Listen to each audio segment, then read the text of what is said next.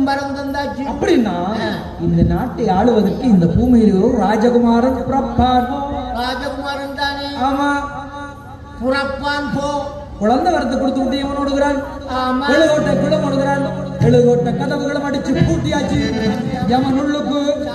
வெளியில அவள் அம்பிகையை வேண்டுகிறாள். அம்மா, நான் ஒரு கற்பியுடைய பெண் உண்மையானால் இந்த எழுகோட்டை கதவுகளும் தானாக வழிவிட வேண்டும் தாயே. அவ்வளவுதான். எழுகோட்டை கதவுகளும் தானாக வழிவிட்டது. புகுந்தாள் சாவித்திரி. சாவித்திரி பொள்ளாடி போல் கேட்டான். யமன் இங்கிலீஷ்ல வேணும்.